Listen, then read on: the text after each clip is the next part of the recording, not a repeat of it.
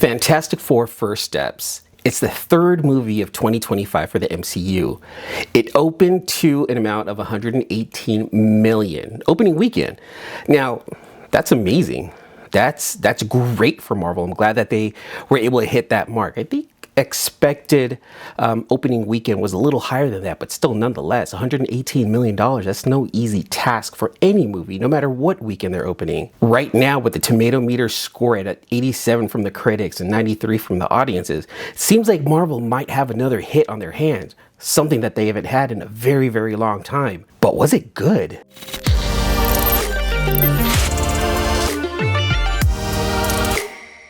What's going on, everyone? My name is E-Man. This is E-Man's World of Geek, and on this channel I talk to you about comic books, Transformers, gaming, tech, and more. If this is your first time to the channel, thank you so much for coming by and hanging out. Consider subscribing and hit that notification bell so that way you guys get notified anytime I drop any one of these new videos. I got to see Fantastic Four First Steps in IMAX on Thursday night. You know, one of those special events that happened in San Francisco at the Metreon. I went in with high hopes, but tried to lower my expectations. I didn't want to get too excited in case, got a little disappointed. So there was a lot of fans there. The movie theater filled up. IMAX is one of the world's largest IMAX screens in San Francisco at the Metreon. And so I really wanted to be there for this huge spectacle. I walked out. I had a keychain. There was a nice little event that happened. It was really cool. The movie, though, the reason why I went to San Francisco is because I wanted to see this movie in IMAX. And by the end of this video, I'm going to tell you guys exactly how I felt about the movie. I can give you a score. I can give you a grade for the movie. I'm not going to break it down like everyone else's, but I am going to tell you guys my thoughts, my feelings about this. This was one of those Marvel movies that hit all of the check marks. Pedro Pascal, everyone wants Pedro Pascal in their projects right now. Vanessa Kirby, she did a phenomenal job as Sue Storm. Joseph Quinn as Johnny Storm did a great job. And Eben Moss-Backrack as the Thing, he actually did a really good job. I really enjoyed his character a lot. The four main characters here in Fantastic Four, the First Steps, everyone knows who they are. You have Reed Richards, you have Sue Storm, Johnny Storm, you have Ben Grimm as the Thing, And as soon as the movie started, immediately I was captured by the retro style that you see in the trailers. Is exactly what you're going to get throughout the movie. Very futuristic, retro, very futuristic, very Jetsons. Everyone mentions this. It's got a very Jetsons look. And I don't have a problem with that. I actually thought that was one of the coolest things about this movie right here. It gave me that, hey, you know what? This was made in the 60s. Well, the original comic book came out in the 60s. So it's giving me that 60s futuristic Jetsons look. Jetsons came out in the 60s, so it tied everything in together. So it was really cool to be able to see that right there. Let's talk about the special effects. Great. I'm just going to keep it simple. Great. I think the special effects, the CGI, editing in this movie, I actually thought it was really good. Everything was put together really well in beautiful looking package. I didn't have any issues with a lot of the CGI, any of the special effects in this movie. I think they executed all of that very, very well. Galactus on IMAX, though it wasn't true IMAX, but Galactus in IMAX scaled nicely. I was really hoping that you'd be able to see, bigger scale of Galactus. When you're putting this on IMAX, I want to be able to see like IMAX formatted scenes, and there weren't a lot, but that's not a big dig on this movie. I thought Galactus looked phenomenal. The one thing that really surprised me, and I don't know how people felt about this right here, but Shala Bal, the Silver Surfer, her eyes looked a lot more human than you saw in the trailer. It looks like they made a change to the way she looked or in her facial features. And to be honest with you, I didn't mind that at all. I actually thought that she looked better in the movie than she did in the trailer. And I haven't really heard too many people talking about that. But yeah, she looks different. And I was very cool with that. So the special effects, the editing, the way the movie was put together, placed together, everything was just put together in a nice, pretty looking package. And there was, there's nothing wrong with that. The characters, let's go ahead and break down the characters just a little bit. Vanessa Kirby as Sue Storm, beautifully, wonderfully acted. She did everything almost to the T. She did almost everything exactly like how I would expect a veteran actress like Vanessa Kirby to act as Sue Storm. She just, everything, she knocked that out of the park, I'm not even gonna lie. Joseph Quinn as Johnny Storm. See, now, I'll be honest with you guys. This is, I never read any of the Fantastic Four comics. Not gonna lie, look, there's a lot of comics out there, there's a lot of books out there. I just can't keep up with all of them. I understand if a lot of you are going to make comparisons between the comic book, movies, and I get it. But I did grow up watching the cartoons. I did grow up watching the cartoons of the Fantastic Four. So I do have a little bit of knowledge on the Fantastic Four before the movies that came out with Jessica Alba, but we're not gonna talk about that right there. I felt like Joseph Quinn did a great job as Johnny. He had just enough of the arrogance in there, just enough Johnny in there. Ben Grimm, Eben Moss-Backrack, I think he did a great job as the Thing. Matter of fact, when I watched it, I felt like I was watching the live action version of the cartoon that I watched growing up. I thought he did a great job. It was fun. Yes, there was the running joke. There was the running joke of, Ben, what time is it? What time is it? There's a lot of build up to that right there. And it was fun, seeing all the, what time is it with Ben? I had a good time with that. Throughout the movie, I smiled a lot. I liked this, I liked that, but there was one unfortunate dark cloud lingering over the movie for me. And I just really tried to pay attention to each one of the actors and how they're giving me their portrayal of their characters. And that was Pedro Pascal. Pedro's a phenomenal actor. I'm never going to take anything away from that guy. He blew up late in his acting career, and by God, just go ahead, man. You got yourself one of the biggest roles right now. Whether it's directing or whether it's acting choice, the one thing that I did not like was how almost monotone he was, how emotionless he was throughout, or lack of emotion. I shouldn't say emotionless, but a lack of emotion. He was either in deep thought or sad or concerned. That was it. There was no, I didn't see the happiness when, they found out that Sue was pregnant. I didn't see the happiness when the baby was born. I didn't see happy. I didn't feel happy when I saw him on the screen when, he was interacting. In a way, it almost didn't even seem like he didn't have like the right chemistry with Vanessa Kirby as Reed Richards. Now, again, I don't know if that's directing. I don't know if that's acting or if it's choices, but that's what I got out of it. Now, I'm not going to sit here and break down every single thing about every actor's choices and whatnot, but that's just how I felt. I didn't feel that connection. As a viewer, as a person who's watching this movie without knowing any of the comic book stories, this felt like a very superhero movie. I'm gonna try to separate the terms here. It felt like a very superhero movie, and it's not a bad thing, but it felt very formulaic to me. It felt like this movie was made just to hit certain check boxes. At the beginning, it's very much that they're already established. Then, get a little bit of the backstory, but then, there's a threat that happens. You've seen, Shia LaBeouf coming through in the trailer. She comes in early in the movie. She's going to herald everything, yada, yada, yada. Okay, we see everything, and now Act 1 is introducing, getting to know, and now introducing the threat. Okay, cool. It wasn't a surprise. You were kind of waiting for it, and again, check marks. Marking them off. All right, cool. Act 2. Now we're trying to get rid of Shia LaBeouf, trying to figure out what's going on. Now, there was cool things that happened in this movie that I thought was really, really dope. Understanding that this is not in the regular 616 MCU movie line. They were very futuristic. They were more advanced in their timeline than the MCU currently is in the current timeline. So you can see where the brilliance of Reed Richards is coming from. I mean, they already had light speed. They're already portaling out into space. They were going to different planets pretty easy like that. These guys were the top astronomers. I was going to say astronomers. Astronauts in their field. Reed is supposed to be the smartest person in the world. Cool. In their world.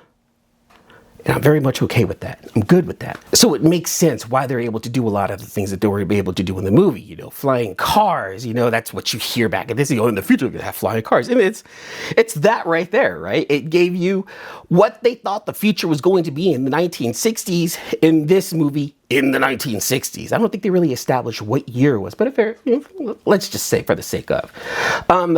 Talking about different dimensions, just want to throw this in real quick. Knowing that this is Earth 828, okay, cool. It already sets the stage that it's in a different dimension, like I mentioned earlier. But the reason why they chose 828, I thought it was nice because it was a nod to Jack Kirby. Jack Kirby's birthday is on August 28th, 828. So that's how they made the connection. They're like, you know, we need to bring Jack Kirby into a little bit more of this right here. So I thought that was really cool. I know a little bit of history, you guys. Yeah, no, I don't read the comic books. I know a little bit of history. So, you know, don't at me, okay? So going back to the second act, yes, you know, they follow Shala, they figure out where she's at, they go to the planet where she's at, you know, and we get to see Galactus. All right, what are you doing? What do you want here? Yada, yada, yada. I'm not going to ruin too much of the movie. I'm just going to try to break down, you know, act 1, 2, and 3, just a little bit.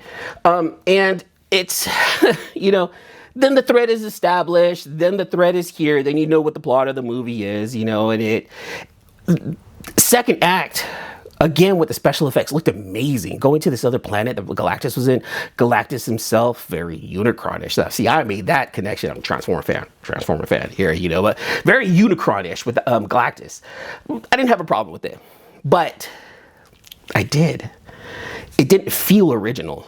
Though it came from an original idea, though, you know, Fantastic Four is an established, you know, comic book, it just didn't feel original still, you know, it sucked. But having, you know, the Silver Surfer as the herald, you know, as the voice, as the person who goes off and, you know, does all the things for, I get that. You're the messenger. Okay, cool. That was established in the comic books. I get that. But still, it didn't, I was still feeling and waiting for that. Give me something good, something original. Give me something new, you know? And yes, technically it is new. Right? We finally get to see Galactus after a bunch, I shouldn't say a bunch, but several different failed Fantastic Four movies. We finally get to see Galactus, and cool, great. He looked great. Time to go back to Earth. They go back to Earth, now Act 3 begins, and it's all about, all right, how are we going to get rid of Galactus? We got to do all these things. And the plan behind getting rid of Galactus was actually pretty cool. I liked the idea of it, but it was world threat ending. You know, it was, we need everyone to pull their resources together, and yada yada, you know, we're gonna do this together because we need all of Earth's energy to, you know. All right, cool. You know, this is a threat. This is a world threat.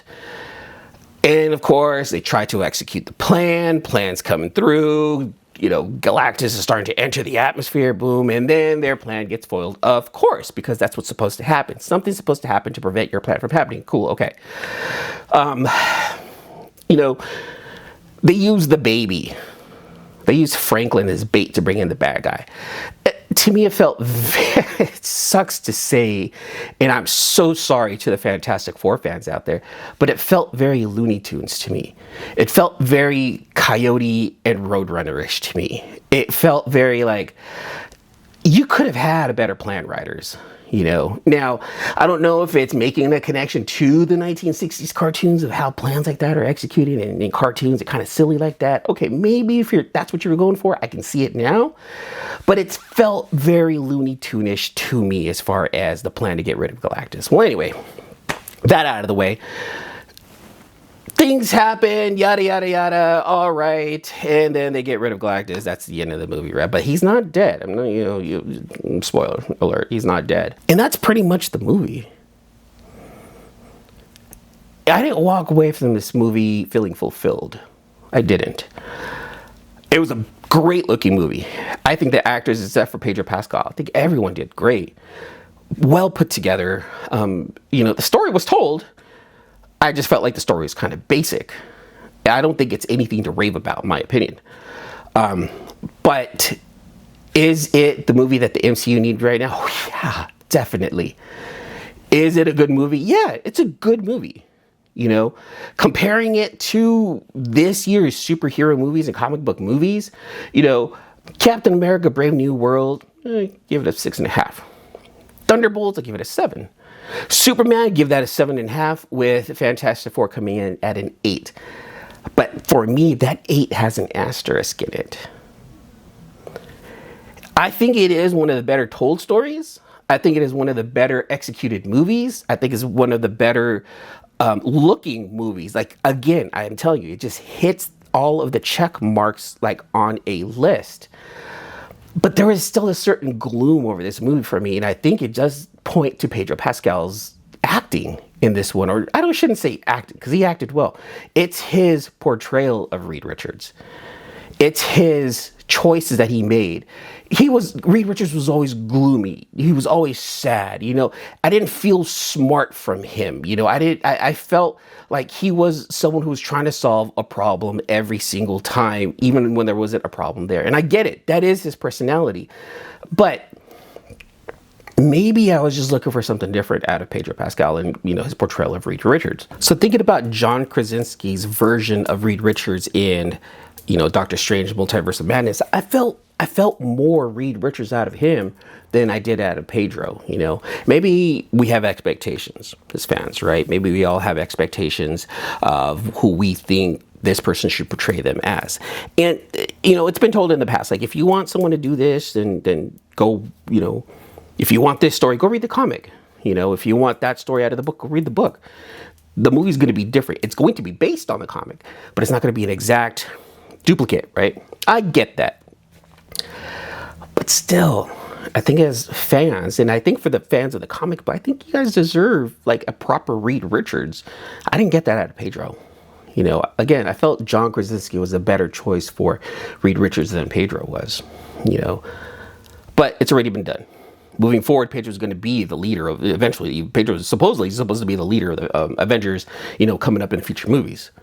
So, I'm hoping that whatever he gets out of this, whatever he hears from the fans, I do hope that he adjusts accordingly. I hope he does adjust, because he's acting based off already an established character. It's not like he's, I guess he did that with, Game of Thrones. He did that with The Last of Us as Joel. I was worried that, I was wondering if he was like the right choice for Joel, but he actually did a fantastic job as Joel. He did portray Joel the way he was supposed to be portrayed, directly from the game.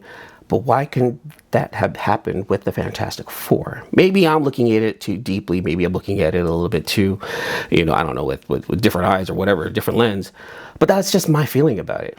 I don't want to talk down too much on Pedro, phenomenal actor. And again, I just, moving forward, I'm just hoping that we get something different from him in future movies. We'll just leave it at that, all right?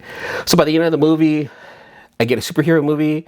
Family comes in. They are the great family. Hey, we saved the world. Da, da, da, da. And that's how I felt. It felt very typical. I'm not going to lie. Fantastic Four, First Steps, felt like a typical superhero movie.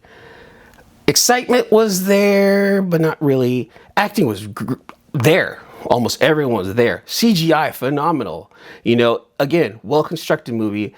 At the end of the night, I'll give this movie an 8 out of 10. But like I said, with a big asterisk on it, and that big cloud is, pointed more at Pedro and at how basic the story was. Why is it graded so high? Because everything else was great. CGI was great. Characters were great. The setting was amazing. Everything, it was a very, very pretty movie. It really was. And that alone gives it really high marks in my opinion. But I did not walk away from this movie feeling fulfilled. I didn't. Mid-credit, end credit scenes come around, and honestly, to me, they were meh. It's like, oh, okay, there's tension being built, the mid-credit scene. Tension's being built. Oh, okay, Sue Storm walks away from the baby, and there's a sound that comes up, and then, she walks towards the baby. She walks around because they have, like, this heater thing right in the middle of their family room. Like, 1960s are kind of, like, eccentric like that. She looks around the corner. There's a hooded figure right there waiting, looking at their child. But that's all you see is the hood. All you see is the hood. You're building up Robert Downey Jr. as Dr. Doom. The least you guys could have done was show us his face, honestly. And the final credit scene, it was just, cheesiness. It was just like, it was just a trailer for the cartoon version, you know, the 60s version. I honestly could have done without that. There are a lot of end credit scenes in the MCU I just wish they just weren't there. This was definitely one of them. You know, he made me wait throughout the whole credits. I'm expecting something big, and it was just like, hey, make sure to drink your Ovaltine type of like trailer. I'm like, so that was a letdown, you know. So walking away from Fantastic Four, I'm not feeling fulfilled, but it is a good movie. It is a good movie, and I do want people to go watch it. I don't know if you should adjust your expectations. Maybe everyone should. Maybe you should just don't have expectations. Just go in wanting to have fun. And just do that. Just do that. Here's the thing. We need to support these movies right now, you guys, because, you know, we want them to hit certain numbers so that way they can keep giving us movies the way they had before. Yes, everyone's going to say everything after Endgame. That was a whole lot of planning. I don't even think they knew it was going to get that big midway through the MCU. You know, and there was a lot of buildup. And now this is kind of like the aftermath, right? Phase 4 and 5. I don't even know if they're considering that anymore, but it was kind of like, it went up and it's time to go down. Like, you can't keep climbing. So now they're at one of the lowest points in the MCU, and I get it. Now it's time to figure out how to build it back up. Now it's time to do that. And I think they can. You know, in Feige, I still trust. You know, they're going to come around and they're going to say, okay, cool, I think we need to stop screwing around. And that's what's going to happen. And we got to give them a chance. So go out, watch the movie, have fun with it, bring your friends, bring your family. Don't worry about what I said in this review, because this is just my thoughts on it. I definitely want to hear your thoughts. Let me know what you guys thought about Fantastic Four First Steps down in the comments below. And I'll see you guys in the next issue. Deuces.